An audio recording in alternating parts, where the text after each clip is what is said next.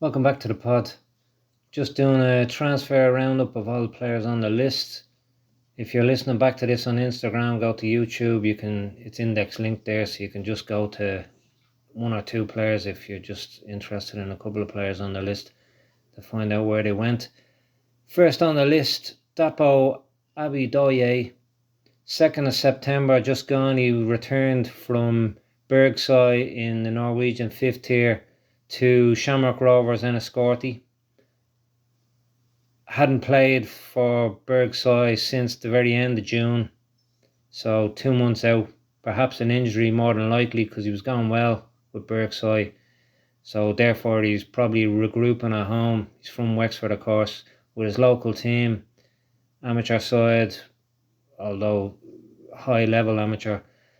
There's only 2 divisions in Ireland to those outside of Ireland, so he's back where, surrounded by friends, family, those who know him well, have his best interests at heart. He'll regroup, and January transfer window is in 3.5 months.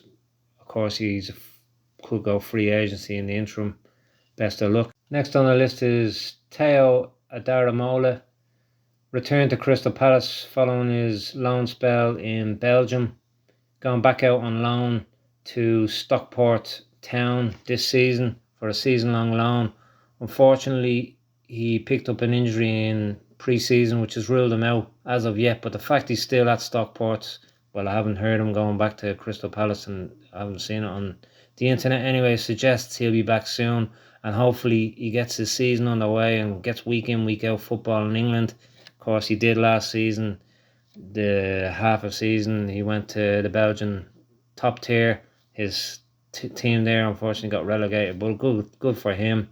Made 14 appearances since he joined them in the 24th of January, so hopefully he gets back up and running soon and gets first team football in the 3rd division in England, so it'll get him closer to that Crystal Palace first team, or possibly elsewhere. Of course, your man Texter is in it to buy Everton. He also has clubs like Lyon, so there's options for Teo, and all the best to him too. Next on the list is Jonathan Afolabi. We just talked about him in the last video. He moved, so yeah, basically just listen to the last video before this and you'll hear all about him. He hasn't started as of yet. He arrived, first game was on the 13th, yesterday, the time of recording. We're putting this out tomorrow, the 15th, but he didn't appear in that first game. I think he had a knock at his previous club. That's a loan move with a buy option at the end of it. I think they have to buy him at the end of it. So yeah, hopefully that's second tier in Holland. Hopefully he gets week in, week out football there, gets the minutes which is needed to score the goals, and then everything else falls in place. Goal machine. People just need to have a bit more faith in him. Game time, play him week in, week out. And of course the Dutch second division is very arguably very more better for strikers to score goals, get their stats up. So hopefully second division, week in, week out football in Holland kickstarts his career again. Next on the list is Sam Blair. He moved from KR Reykjavik to Yetter Hogdal in the 4th tier in Sweden. Of course, there's a lot of Irish manager, Irish players. Every few weeks there seems to be more Irish going, so really it's a home away from home for Yetter Hogdal. Hopefully he didn't get much game time at his parent club, so hopefully, there's only a few months left. 2 months is it, I think, left in a month and a half probably in Swedish football. So hopefully in that next 6 weeks he gets week in, week out football. I'm sure he wouldn't have moved if that wasn't going to be the case, and he'll be supremely confident, of course, in his own ability, loving life, but also he's a professional, so he'll want to get that game time in sooner rather than later, and I'm sure he wouldn't have gone there for 6 weeks if that wasn't going to happen. So fair play to him, the growing list of Irish there. Next is Sam Curtis. Of course, possibly outgrown our list because our list is possibly less known players, but he is now extremely well known. Joined Sheffield United there last season. Played a couple of games at the end of the season, one I think even just, but they got relegated from the Premiership into the Championship. Unfortunately, he was sent out on loan. Fortunately, unfortunately, whatever way you look at it, I'm sure he would have preferred to stay at the Championship level, would have had confidence in his ability, and you'd imagine from his performances at Pats that would have been the case. But anyway, he's gone down to the third tier with Peterborough United, a season-long loan, and he's really hit the ground running there. He's playing week in, week out, and he's had 1 or 2 man of the match awards so far. So trajectory is still on course, and no doubt will be involved with Sheffield United next season, regardless of whether that's in the Championship or back in the top tier. Jesse Dempsey at Lecce. He was at Lecce. He joined January just gone, 24. After 6 months in the youth ranks of the Serie A side, he's back on a permanent to Waterford in the first division, i.e. for those outside of Ireland, again, second tier in Ireland. He joined them on the 13th of July 24. I'm sure he himself is disappointed, no doubt, that it didn't work out for him at Lecce, but you got to take your chances when they arise. He's still only 19. He'll bounce back after a full season of pro football again in Ireland, in the bank, in the second tier in Ireland, of course, and no appearances as of yet, and again, only starting off in his career. Presume he's just getting back his match fitness, and no doubt he will be playing week in, week out for Waterford sooner rather than later. It's just a good time to regroup, go again, and yeah, again, his confidence is probably taking a bit of a knock, but he'll be back stronger and better, and he'll have that experience of Lecce, Italy, Serie A side in the bank. So up and up, but for him, probably he's thinking, it didn't work out, but it definitely will come again. It's going to stand to him. Next is Zach Elbouzedi. He moved back from Sweden's top division to St. Patrick's Athletic. Of course, Stephen Kenny is the manager there, and great show of faith. Stephen Kenny had him at under 21s level for Ireland.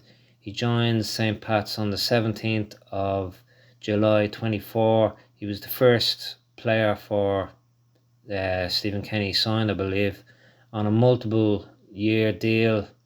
So that's minimum of 2 years, of course, maybe longer. His first major signing anyway of Kenny. Started well with 11 games and 2 goals and 2 assists, appearing in all their games since his arrival. So great start, couldn't have gone better. Rory Finneran joins Newcastle United Academy on the 13th of July 24. That was not even the best kept secret it wasn't a kept secret at all everyone knew he was going there, and a bit of a coup for Newcastle, show of intent. He's only 16 of course, but he's definitely one that's going to be a star, and if Newcastle are doing that at underage level, then maybe their top level signings for the first team haven't been as showcasey as the money would appear. But if they're doing it the right way, if they're going after young players, getting them, and great, there'll be some kind of fee there for Blackburn, but show of intent there at underage level and for the future at Newcastle. So good times for Newcastle fans. Cristiano Fitzgerald, of course, best Irish name on the list. He has left the top tier in Portugal, CF Estrela. Maybe sounds a bit of a strange decision at this stage of his career, but he's moved to US college football. He was on the verge of making it at Boavista and then at Estrella. So, yeah, maybe a shot out of the blue. You'd have expected him to start breaking into that team or doing a nice loan somewhere, but he's gone to US college football. Strange, as I said, maybe, but probably has a plan. You'd imagine growing up in the US as well, he could represent the US internationally, and perhaps he's thinking long term, get a university degree, get into the MLS, and the US, become a US international footballer. Maybe that's the route he wants to go. If that's the way it turns out for him, then it's a genius move for him personally. Genius long game move, perhaps, but puts him further away from representing Ireland, unfortunately. So maybe a case of Ireland's loss and USA's gain, perhaps. Of course, anything can happen in the future. AG Habeeb, Atletico Paso, fourth tier. He was there. Appears he's a free agent now. With the experience of playing in Spain, you'd imagine he is willing to try worldwide opportunities now, and fair play to him. If so, with no contractual obligations, I'm sure again he's disappointed it didn't work out for him in Spain in the fourth tier with that team, Atletico Paso. But when he regroups, gets his mind, his confidence back, because I'm sure it's going to have taken a knock. He realised that the world's his oyster. There's lots of avenues open, and there's nothing standing in his way. Like, he's not signed up to a contract that he can't get out of. So he's still only 19, and it showed balls to go to the fourth tier in Spain with Atletico Paso, and that's something. The courage and balls, the courage and determination. You got to take your hat off to, and you'd imagine this won't be the end of his globetrotting adventures, and I definitely think he's one that can make it as well, because he's got the hard work and determination. He's got Shamrock Rovers underage experience as well in Ireland, so he'll have options at home, but he's ventured further afield as well. So yeah, it's definitely gonna have options on the table, and hopefully that's sooner rather than later. Ryan Johansson, SV Wehen Wiesbaden. That's me German from school coming back there. German third tier team, 8th of July. He joins fellow German third tier side for the 24-25 season, who were just relegated from the second tier of the German pyramid. You'd imagine Wehen will be wanting to bounce back straight away up to the second tier. If he plays week in, week out for them, and they do achieve that goal of getting promoted straight back up, it'll be a good move, as he will have established himself with the team, and then he'll be in the second tier of a major league, one of the top leagues in the world in that case, and just a stone's throw away from the elite top tier league. An important season for him, a smart move. He was already in the third tier with the Freiburg reserve team. Of course, he was in touch and distance. He made the bench a few times for the first team in the Bundesliga. Didn't make it into the first team, but you can see where he's, there's smarts at play here, and a smart move for both him and the club. Obviously, Wehen looking to get tried and tested third tier players to help them achieve their goal of promotion out of the third tier, so good move there. Liam Kerrigan moved on the 31st of August to the second tier in Belgium, SK Bavarian, on loan from Como, who are now in Serie A. Has played, of course, his first season in Como, started so well, had that bad injury that really derailed him.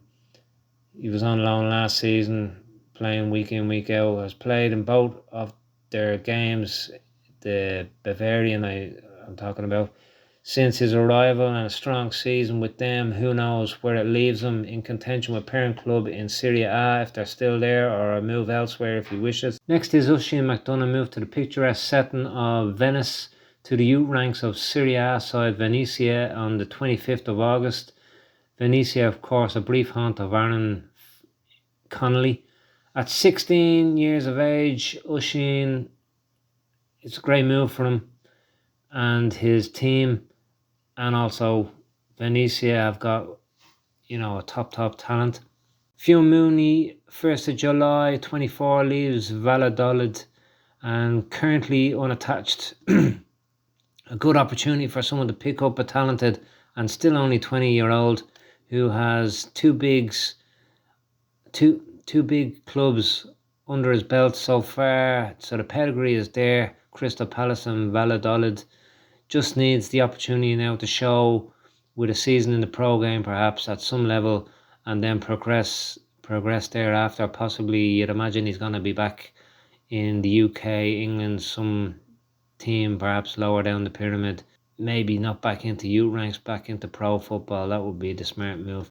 Aaron Moran back on loan, this time at Stoke from parent club Brighton. Again in the Championship after a successful first season in pro game with Blackburn last year. Already, of course, a full international now at only 20, so I imagine that's going to be another solid season for the 20-year-old in the Championship again. Ryan Nolan, after helping Hercules get promoted, he made perhaps the surprising move back to Ireland with Larne FC in the top flight of Northern Ireland football. Great coup for Larne to get such a talented, experienced player. He moved only a few days ago, officially on the 10th of September 24. One thing it does do is bring him back more into the eyes of scouts in England and, closer to home. Also, internationally, it brings him, if he can get a move to England at a, Championship level, perhaps brings him more into the eyes of the Irish setup. Then perhaps the third division in Spain might not have been seen by clubs in England, of course, if that's where he wants to go. Already started his first game too with an impressive 1-0 win over Linfield, so perfect start for the well-travelled, determined to get to the top, skilled and hard-working player. Jake O'Brien signs a 4-year deal with Everton for circa 20 million from Lyon. Great season for Lyon after his first season in the pro game with in the second tier of Belgian football. Then he moved to France and really broke into that team, and some would say he was the standout player was the catalyst to them moving away from the relegation zone. He was an integral part of the team, whatever way you look at it. Capped for Ireland now as a result at senior level, and it's well overdue. Of course, Texter is still part owner at Crystal Palace, owned Lyon, owned the Belgian team, and now is supposedly on the move for Everton. Well, obviously he wants it, whether it goes through or not. So was it a case that Texter is such a big fan of Jake O'Brien that he said to Everton, buy that guy 20 million, I'm going to be a new owner, and they've gone ahead and done it. So either way, great move for him. Clyde O'Connell, Shantabury in the Thai second tier, 19th of July, signs for another Thai second tier team, presumably on more money. Thai teams apparently usually only offer one season or half a season contracts to foreign players. Don't know why, but heard from a very reliable source over there that's the case. Did well in his first season, so if this season goes the same way, expect to see him in the Thai top tier next year. Thailand is his preferred destination apparently. Mipo Odubeko joins Fleetwood Town in the fourth tier in England, leaves Portugal Maritimo after 0 appearances, didn't go well from there, needs week in week out football somewhere now regardless of the level, and Fleetwood Town is that place. He's had a good start with 5 appearances, 1 goal so far, limited match time. You'd imagine that's due to match fitness, and yeah, hopefully he gets the minutes because he scored 1 goal already and I think he was only on the field for 9 minutes in total for that game. So 1 goal in 5 games, it's clear if they give him more minutes in games, start him, give him a good run, he's going to get the goals. So if he can do it in the limited match time, it's only going to get better. His confidence and his match fitness need to be there, of course, and possibly they're easing him into it. But sooner rather than later, they're going to have to start giving them proper game time, and it'll only benefit them as well as him, of course. Ivan Savshak leaves Livorno in the Italian 4th tier. Not sure why he left, as he had a fairly good season spell there, playing regularly enough, and at only 19, of course, he's only going to get better. Perhaps injury, perhaps couldn't agree terms money-wise with Livorno, or perhaps he had better offers elsewhere. Was on trial in the summer with Glenavon, so don't know, perhaps it was just Livorno decided they were going to go a different route. I don't know why anyway. Doesn't seem like a good move on their behalf, but who knows what's happened in the background there. I don't know, but he seems like a great player. He's going all over the place to hone his craft. Transfer window is closed, so you'd expect he's one of a standout free agents now. The teams will snap up sooner rather than later in the next few weeks.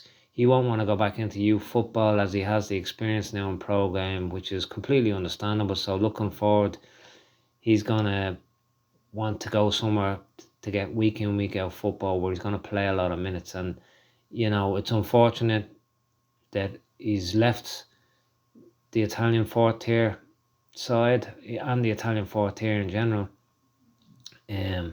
But he's made some exciting moves in the past, and I imagine he'll continue to make more exciting moves. Glenavon would have been great for him because he's from that neck of the woods, but perhaps there's, no offense to Glenavon, there's bigger clubs ahead for this guy, so maybe it's a blessing it didn't work out for him at Glenavon. But of course, any first team football week in, week out is great at this stage for a 19-year-old. Sherlock, as expected, signs up with the Bundesliga side Hoffenheim on his 16th birthday, 4th of July, and their youth ranks, where he joins fellow Irish youth international Matthew Moore. Great move and setup there, with clear route to first team football in the future for both of these guys, where he will fully expect to be in a few years' time.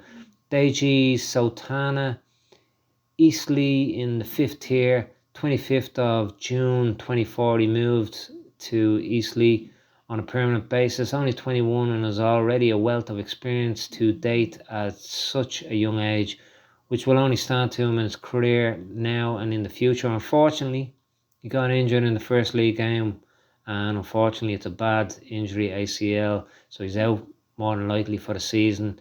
No need to rush back, but of course he's going to be disappointed, but he has a contract with the club until the 30th of June 27, so hopefully he'll be back next season stronger and kick on from this cruel setback. But again, not a good idea to rush back from that. He'll want to rush back.